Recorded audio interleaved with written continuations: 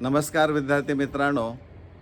महाराष्ट्रातील लाखो विद्यार्थी स्वतःचं स्वप्न, मग ते इंजिनिअरिंग असेल किंवा फार्मसीकडे जाण्याचं असेल, हे स्वप्न पूर्ण करण्यासाठी MST-CET 2026ची तयारी मन लावून करत आहेत. आणि ती परीक्षा MST-CET 2026 PCM गटाची परीक्षा उद्यापासून म्हणजे 11 एप्रिलपासून सुरू होत आहे. ती 2 शिफ्टमध्ये असणारी आहे. परीक्षेला जाताना किमान 1.5 तास अगोदर त्या केंद्रावर हजर राहणं आवश्यक असणारं आहे. म्हणजे 9ला प्रत्यक्ष तुम्ही हॉलमध्ये लॉग इन करून तुम्हाला ती प्रश्नपत्रिका मिळेल 9 ते 12 या 3 तासासाठी. पण त्याच्या अगोदर 1.5 तास तुम्हाला परीक्षा हॉल किंवा परीक्षा केंद्रावर उपस्थित राहावं लागतं.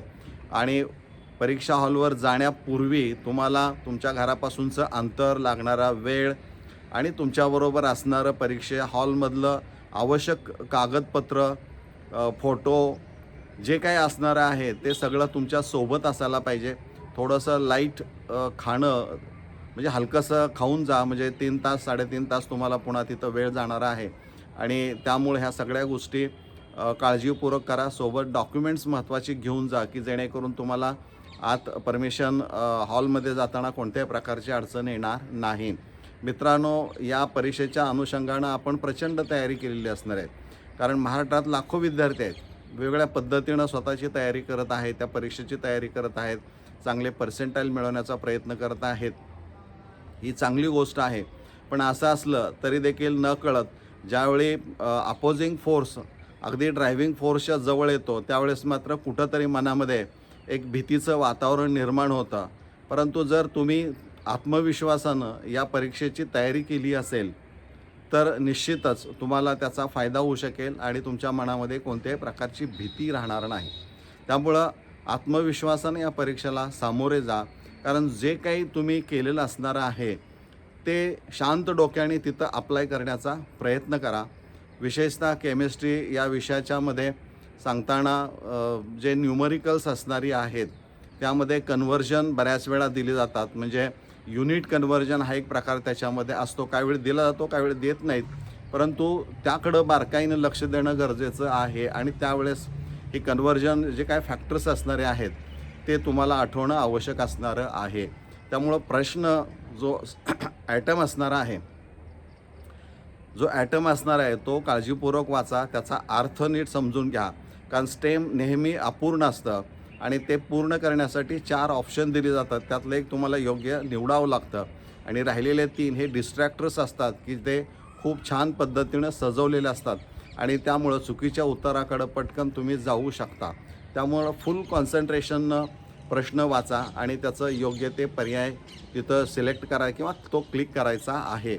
परीक्षेच्या हॉलमध्ये ज्यावेळी स्क्रीनवर तुम्ही पहिल्यांदा लॉग इन करून सुरू कराल त्यावेळेस तुम्हाला फिजिक्स, केमिस्ट्री या विषयाचे प्रश्न तुम्हाला पाहायला मिळतील. कारण तो पेपर 1 असणारा आहे. तिथं 50-50 100 प्रश्न असणारे आहेत आणि प्रत्येकी 1 गुण असणारे हे आता तुम्हाला माहीत असणार आहे. परंतु तिथं क्वेश्चन नंबर जो असणारा आहे तो अंकामध्ये असणारा आहे. क्वेश्चन ID त्याला आपण म्हणतो. आणि ऑप्शन ID देखील वेगळे नंबर असणार आहेत. त्यामुळे आत्तापर्यंत तुम्ही ABCDचा सराव केलेला असणार आहे, ABCD, मग ते स्मॉल लेटर असतील किंवा कॅपिटल लेटर असणार आहेत. पण आता तुम्हाला तसं नाही करायचं. तर तिथं क्वेश्चन ID तो नंबर असणारा आहे त्यावर तुम्हाला क्लिक करायचं आहे.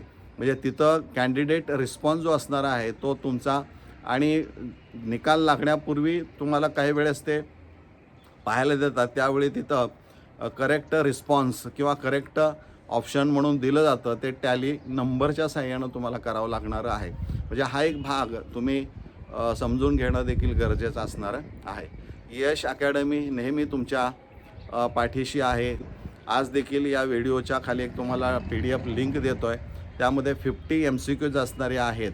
ते तुम्ही लिंक जी PDF लिंक आहे ते ओपन करा, ते मागवून घ्या. तुम्हाला ते डाउनलोड करून घ्या, त्याची प्रिंट काढून घ्या, त्याची उत्तरं तुम्ही टिकमार्क करा. तुम्हाला सोल्युशन आन्सर की स्वतंत्रपणे दिली जाईल आणि ते टॅली करून बघा. म्हणजे 50 प्रश्न जरी तयारी झाली असली तरी आपण किती मिनिटामध्ये ते सोडवतो याचा एक अंदाज तुम्हाला येईल. म्हणजे प्रत्यक्ष परीक्षेला जाण्यापूर्वी देखील टाईम मॅनेजमेंट कशा पद्धतीनं करायचं हे पण तुमच्या लक्षामध्ये येईल. त्यामुळं उद्यापासून सुरू होणारी MST CET PCM गटासाठी जी परीक्षा असेल त्या परीक्षेला बसलेल्या सर्व विद्यार्थ्यांना यश अकॅडमीच्या तर्फे हार्दिक शुभेच्छा. सुंदर पेपर लिहा, चांगले पर्सेंटाईल मिळवा. धन्यवाद.